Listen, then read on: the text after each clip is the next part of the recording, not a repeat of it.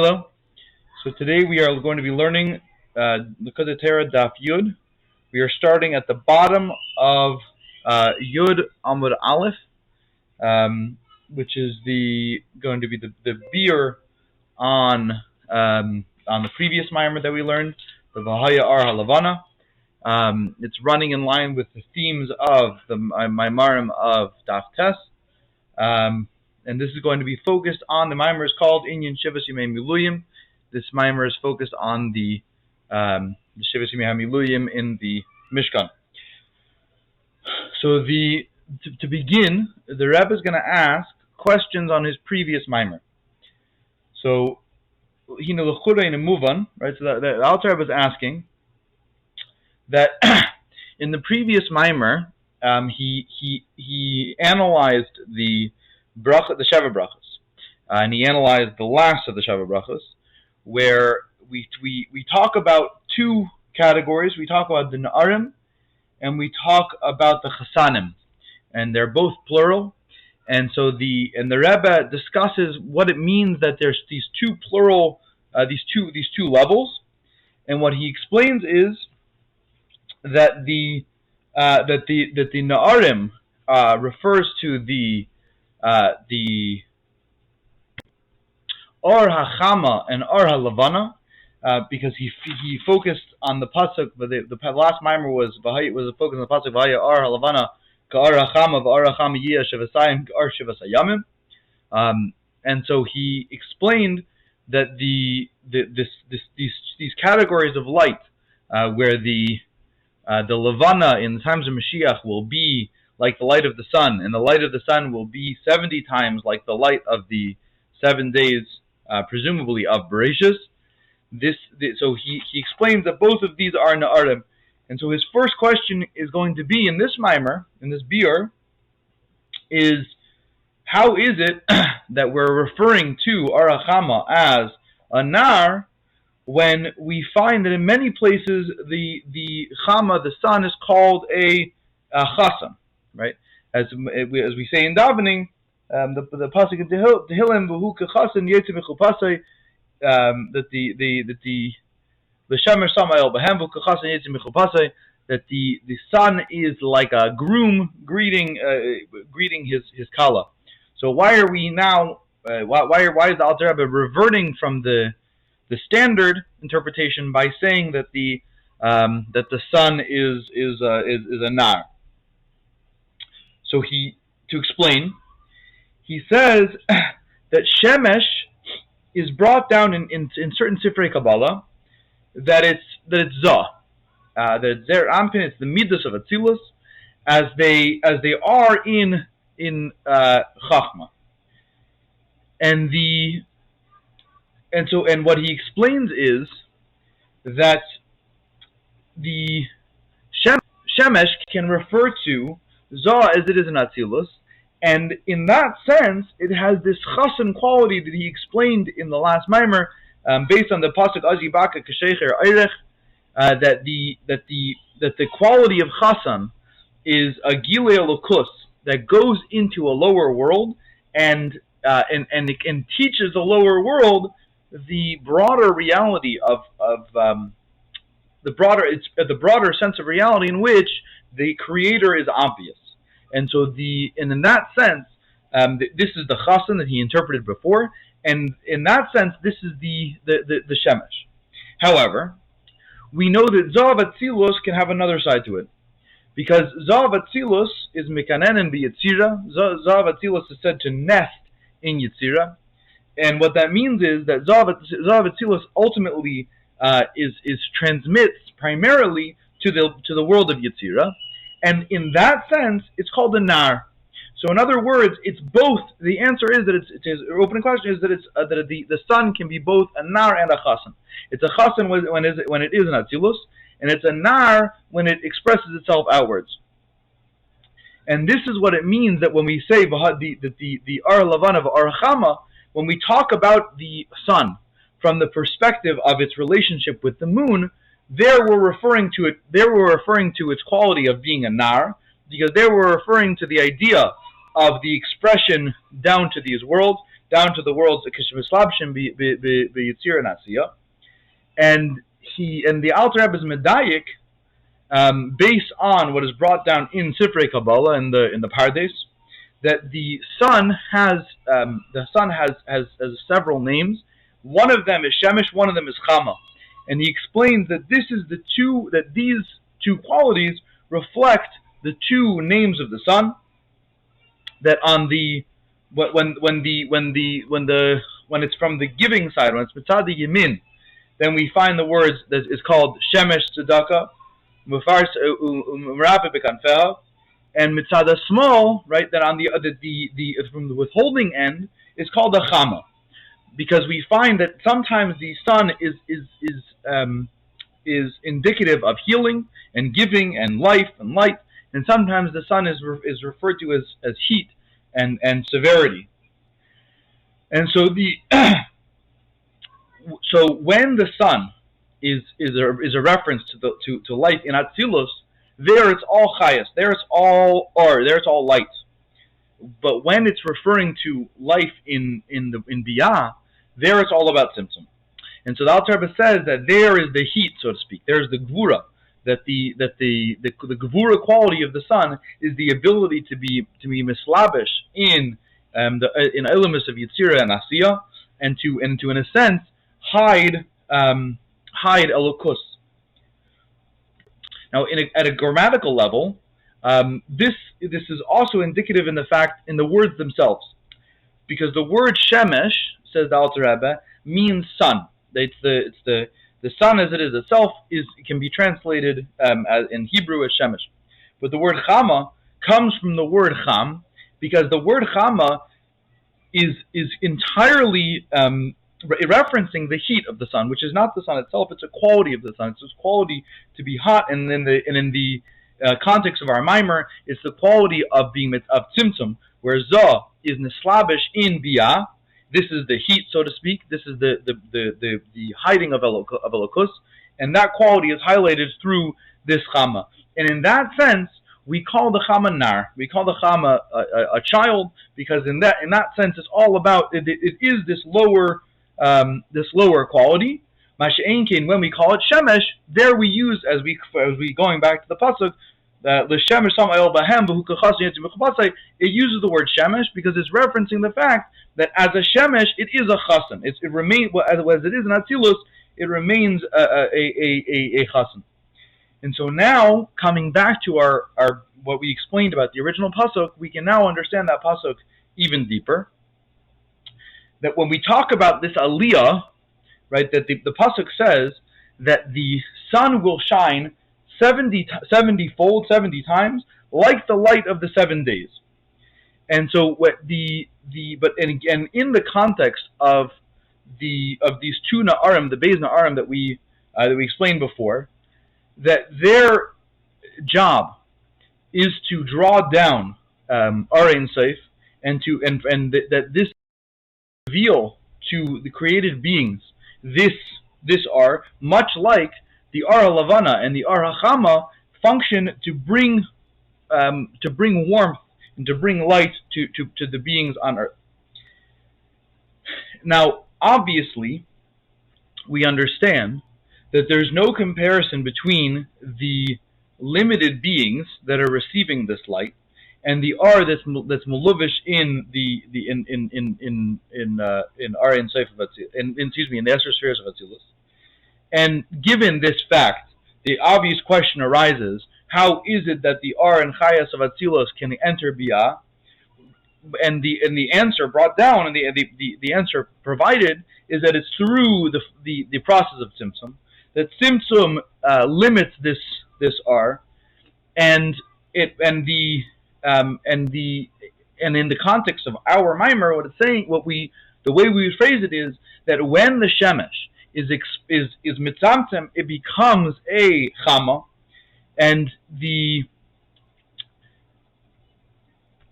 term used for it is now nar, is now this child, and then afterwards it's ultimately nislabish in malchus, and once it's in malchus, it's no longer za, which we said was the first nar, which it was the higher nar, but rather it's the lower nar, it's malchus of Atzilus, which is the levana. So we come out with these three very clear levels, that shemesh is za as it is in Atzilus, וחמה is za as it is expressed downwards, and levana is once that R enters malchus, and it serves to be an actual source for creation itself. And that distinction is highlighted in the fact that malchus of Atzilus has this dual quality. It has both the fact that it's from Atzilus and the fact that it is the source of Biyah. Right? It's called the Mamutza HaMechaber, and its function is to be unlike Zah, which even as it's expressed outwards remains part of Atzilus. Malchus actually serves as the source for Biyah itself, and therefore has these two qualities coexisting at the same time. Now, all of what we've just been describing is purely during Galus, right? That's what we've been describing is the normal state of things.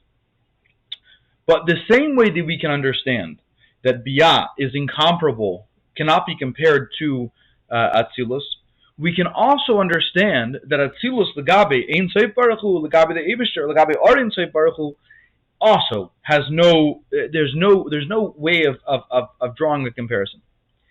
And and in order for there to be in order for Ar ein sof to be even established in Atzilus, it comes from Ak into Atzilus.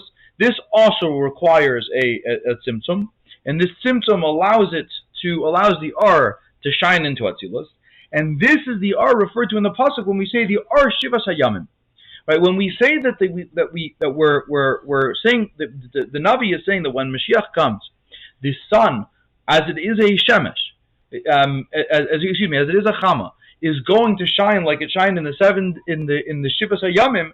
It's referencing the same process happening at a much higher level, happening in Malchus of Ak, which becomes Atik of Atzilus. Just like later, Malchus of Atzilus will become Atik of Bria. So the Zayin Tachtenim, right, the lower seven, the Midas, are nislabish in Arach of Atzilus, and they are called the Shivas Hayamim. This was explained at length in the previous Maimer. They are called the Shivas Hayamim, whereas the Gimel Rishonis, the Chabad of Ak, is called the Ar Shivas Hayamim, and that's the reference that the pasuk is making. And this is also the two qualities that we said, the two na'arim, right, at a much higher level, but the two na'arim, one that remains part of the netzal, and one that one that remains part of completely embraced in the Ar, and the lower one, which has to be a mamutza mechaber, right? It's the same two levels again. Now, it's obvious that it's apparent based on what we just explained that there's no comparison between Ar HaChama and Ar HaLevana as they function to create Biyah, legabe the Ar Shivas Hayamim that we explained before, which is the Ar of Ak being nislabish in Atzilus. And therefore, in that context, we indeed call Ar HaChama and Ar HaLevana Na'arim, because their whole function in relation to, in other words, when we're referring from the perspective of Ak, Atzilus Taka is a Na'arim, right? It's childish. It's a function of katnus. It's a function of tzimtzum, and so in that sense, we refer to the וחמה and the levana as Na'arim. Masha'en kein keser Atzilus, which is called Atik Yemin, which one of the translations is the ancient one of days, and it's because it's a reference to this transition from the katnos, from the immaturity to the maturity of the higher level. And when Mashiach comes, and we're going to see an actual aliyas ha'ilumus, that the worlds will actually raise up and become better, Biyah is going to be to rise up to the level of what Atzilus is now, and for that reason we say Ar Halavan of Ar Chama that are currently trapped in this system are themselves gonna rise up. And what we're saying is that Yia Ar Halavan of Ar Chama, which are currently in this state of giving to Biyah, are going to rise up to this level of Ar Shivas Hayamim, that they are going to begin to shine and begin to be expressed from the perspective of the Arein Seif HaMatzil going into Atik. Because the Arachama is Yesod of Atzilus, which is the Yosef. We explained in the previous Maimer that Yesod of Atzilus is Yosef, and he is the higher Nar. And so he is going to rise up to be not Yesod of Atzilus, but Yesod of Ak, which is the Mashpia that creates Malchus of Malchus of Ak that becomes Atik of Atzilus. And that's going to that is the Ar Shivas Hayamim that we explained before. And this is the deeper meaning of the Na'arim Pnei Zakenim Yalbinu, that the children will whiten the faces of their elders, embarrass the faces of their elders, because they are going to the Na'arim that are now still trapped in this Kapnos are going to raise up to be at the level of Zakenim.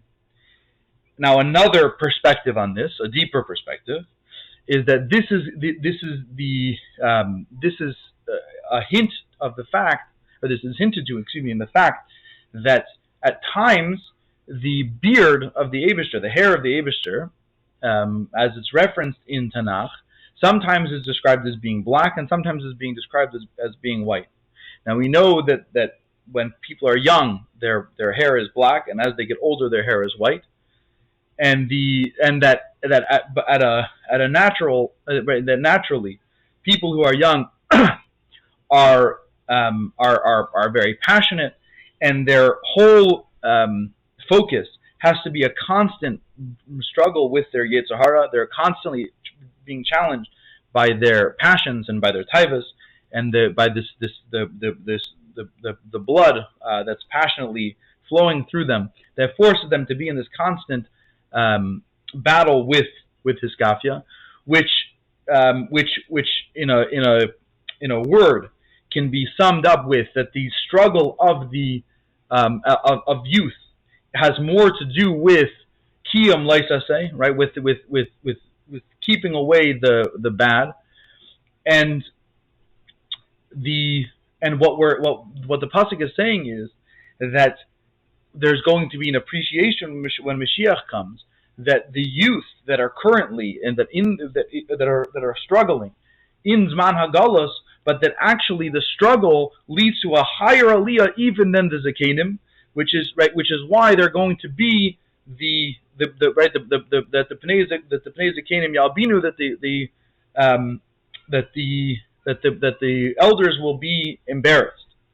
And this also gives us a beautiful pshat in the pasuk Chanech Lenar al pi darkai, that you should teach a child according to his way. And the Alter Rebbe asks that it's brought down from many perspectives. It's brought that all the what's asked by many of the halachas farm is that why should we listen to the child's perspective when it comes to chinuch, when we know that the child does not necessarily know as well as the zaken. But says the Alter Rebbe that what we're going to understand when Mashiach comes is that through the child's struggle, the child was actually was reaching to an even higher level than the zaken. Now, another lens by which to understand this is going back to this pasuk, the V'haya Ar Lavanak Arachama. So we find that Shemesh we find that the pasuk says Shemesh Umagin Havaya Elikim, and so the Alter Rebbe explains that Havaya is referenced as Shemesh, and Elokim is referenced as Magin, which can also be interpreted as Lavana. So in this model, Shemesh is Elokim, and Lavana is Shemesh is Havaya, and Levana is Elokim. And when Mashiach comes, we say V'haya Havaya li le'Elokim, that there's going to be a Giloi Asma Sari Seif that is higher than the Shem Havaya, and when that happens, when this Giloi Asma Sari Seif occurs, Havaya is going to seem like Elokim. That Lagabe it's going to Havaya will be to Atmos Harin Tzayif as Elokim is to Havaya now. And this is pshat that we say that the Vahaya Ar Lavana that of the times of Mashiach, that it will be Ar Hachama, that the two are going to appear on the same level. Vahaya Havaya Lila Elokim. That Havaya Elokim right now is Yehuda Tata. Havaya Elokim is all of Elokim is Yehuda Tata. Elokim is all about the matzah. It's all about biyah, and it's all about night. It's all about levana, right? It's the whole function of Elokim in Zman HaGalus is about the Galus. It's about the darkness. And when Mashiach comes, which is going to be called which is going to be called day, what will shine is the perspective that we can understand from the Teva perspective, Elokus. And as far as the Arachama will be Shivasayim, will be the level of Atik. And this brings us to a beautiful nuance that is pointed out by the Medrash. The Medrash says, talks about the idea of Leil Shimurim, of this night of watching that occurred the night of before Metzias Mitzrayim, that the Malach Mavis came down to earth and the Eibishter protected us. So that during the darkness of night, the Eibishter protected the Yidden. When Mashiach comes, we are also going to have a Leil Shimurim, but in this case, it won't be a Leil, it will be a Yom Shimurim. It'll be that since night will become day. It's not that what will happen. It's not that the Eibishter will protect us. Is that we won't need protection. That the level of biyah will when Mashiach comes reach the level of Atzilus where we don't have the question in the first place. And this is also the idea of Misameach Chasan V'Kala, and that we say at the beginning of the Sheva Brachas, and the last thing we say is Misameach Chasan Im Hakala. Because Arachama is Chasan, as we said before, that the Chasan, that the Shemesh Sam the Shemesh Samayel Behemvu Kachasan Yitzim Chubasa, and the Levana is Mikabel from the Shemesh. So the Levana is the Kala, and the way that the Eibishter created the world originally, we know, was that the Eibishter made Shnei Hamayir Segadelim, that he made the two of them the same size. And afterwards, the moon was diminished, and every month the moon becomes dark, and it is renewed it's renewed at Reish Chodesh, which is al derech the process of the Vesas, the process of the Eis Nidasa, that the Kala is separates from her husband, and afterwards through Tara. Afterwards she becomes tar and then is able to come close again, and this process is reflected in the moons becoming diminished and coming back. And what we say Sameach Chasan V'Kala, and this is Sameach Chasan V'Kala, that in this sense the Kala remains subservient, so to speak, or diminished in respect to the Chasan, and that there's this process of coming close and becoming far. But when Mashiach comes, that the moon will be restored to the way it was before it was made small, and the two will be at equal footing. There we say the Sameach Chasan Im Hakala, that when Mashiach comes, I'll be able to delight in both in the Chasan with the Kala, because they'll be at the same level.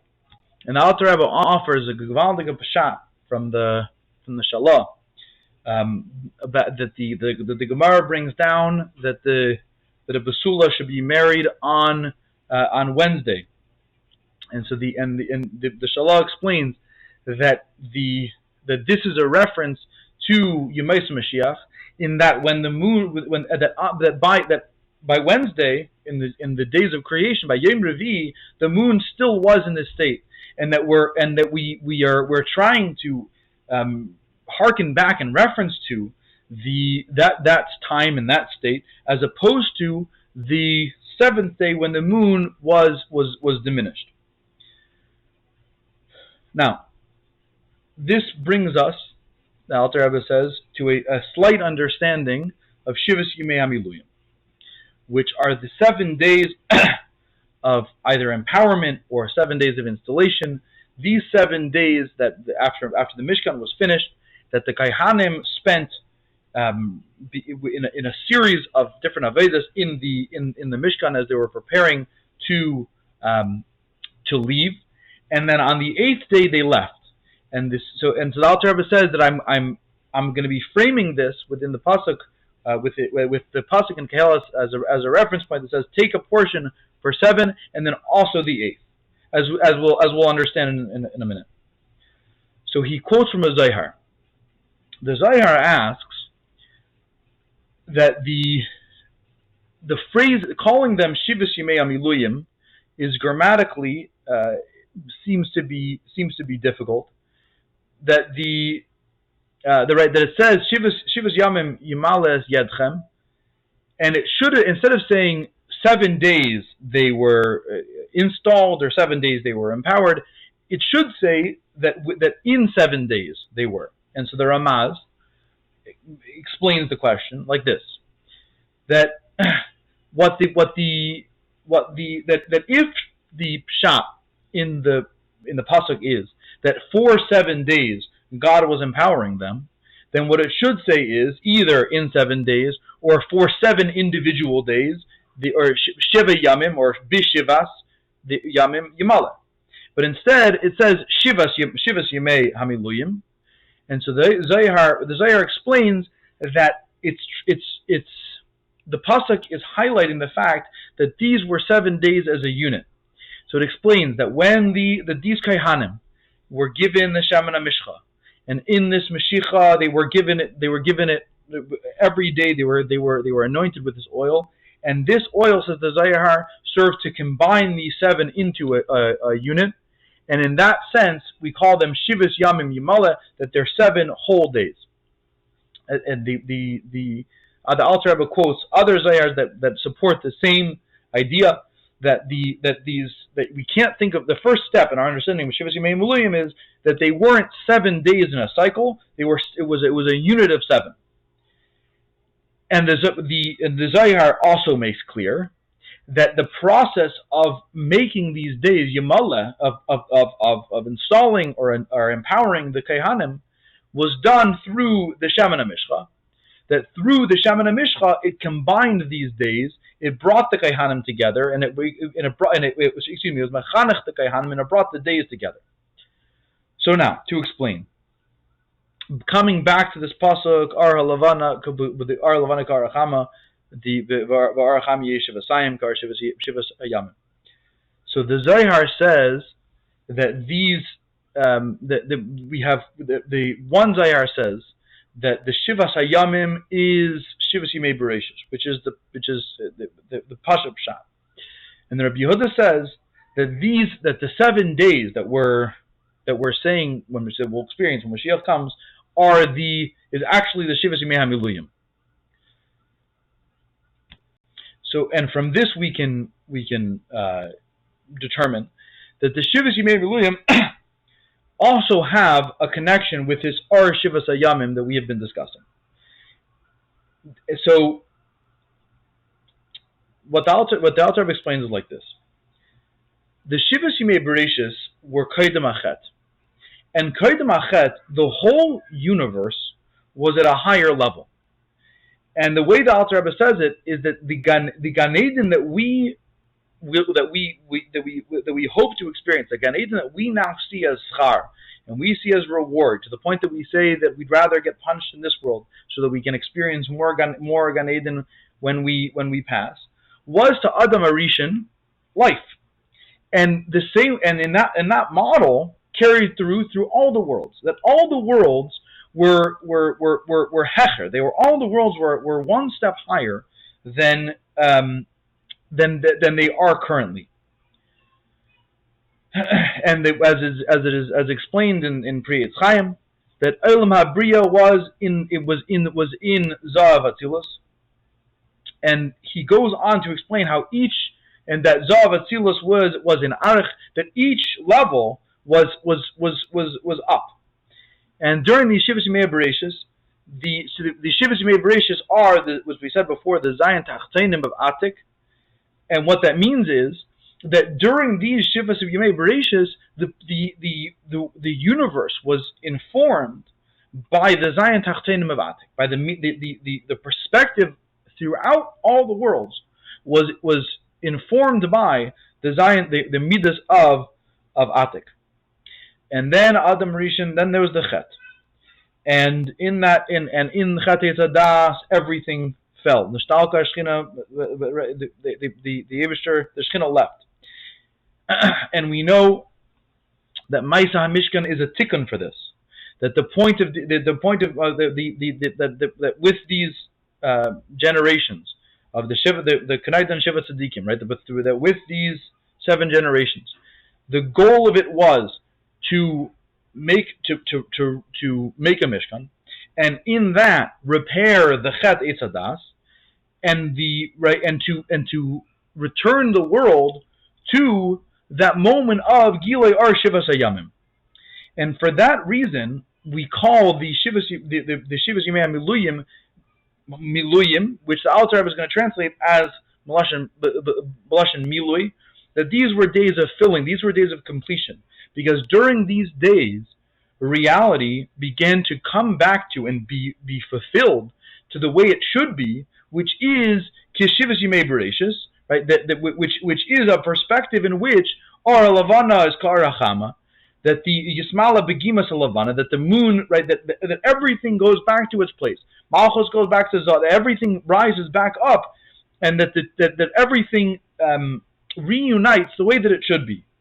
The phrasing is that they are mishtamshin bekeser achas, that the Shem Ban rises up to its source in Shem Sag, and through the complete birurim of the Rapach Nitzutzim de Taihu, right, and with all of this, the Alter Rebbe is describing is actually the step of Mashiach, in which, to summarize, the world will have reached a state in which all the missing pieces have been found, and all the inequality and the division of our world, and the conflict of our world will have been resolved.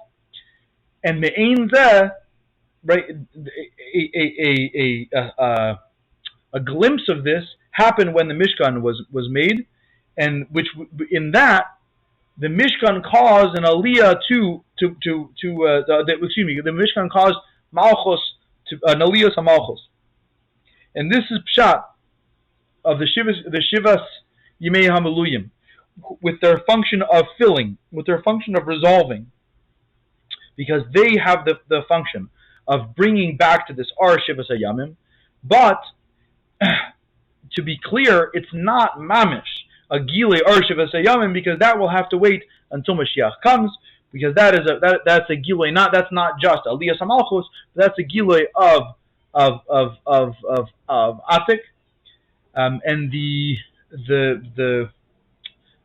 terms are, the science, so to speak, is that the Shivas Yimei HaMiluyim are Bina Legabe Zah, right? That they can be thought of as being an ascent into with the contrast of being Bina to Zah, which is similar to the relationship between Atik and Keser, that from Tiferes of Bina that makes Keser of Zah, which is why Bina is at times referred to as Atik, and that the revelation of Atik happens in Bina. So we see that there's this very clear link between Atik and Bina, and that Gilui of Bina was the goal of the Shivas Mi'amiluyim. And this explains why the Zohar references the Shemen HaMishcha, because the Shemen is Chachma that is being drawn down into Bina, and this is the 7 days. The Shemen are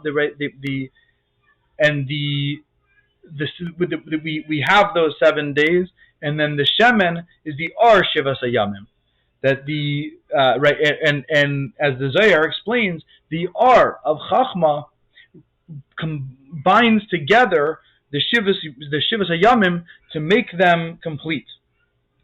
As the Zohar says, that Ar Yisrael Saba, when it's Nislabish in Bina is called in relation to Zah Atik, right? That Bina serves this function for Zah of being its Atik. Now Yisrael Saba is Tiferes of Chachma, and this Tiferes of Chachma is the neshama of Keser of Zah that goes into Tiferes of Bina, and that is the process. And therefore, when it coming back to the pasuk, it says Yimale B'Lashin Yachid, because it's referring to these 7 days. And then afterwards it says B'Yom Hashmini, on the 8th day, and the 8th day, the Shmini L'Meluyim, right? The day after the 7 days, during which everything was completed. During that point, it's the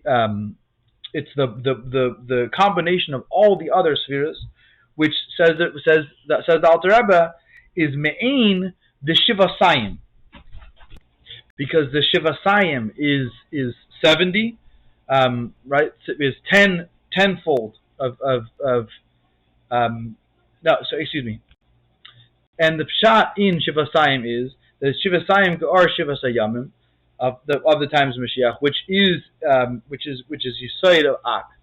And what we can say is that the Shivasayamim are Bina. The Ar Shivasayamim is a Gilui of Chachma into Bina. And but what happens on Yom Hashmini is that Yom Shmini the Miluyim is a Gilui of Chachma as it is itself. Yeah, as it is in Atzilus. Now, we do find in Zohar that it says the Yom Hashmini is Malchus, and so the Alter Rebbe and that that Yom Hashmini represents the ultimate act of bringing the brachas, bringing the hamshachas of the 7 days into this final day, into the midah of Malchus. But this is not a contradiction, because this ties back into Pshat. The Tachas HaKavana and Ma'aseh Bereshis is that the Yesh should be batal. In other words, Tachas HaKavana is that the Gilui should be in Malchus of Atzilus, and the only way for the Gilui to be in Malchus of Atzilus is if the Or is coming from this far higher place, and this is the Yom Hashmini. That in order for it to be nimshach lamata mata, it needs to come from chachma, from chachma ilah. It can't come from anything else. The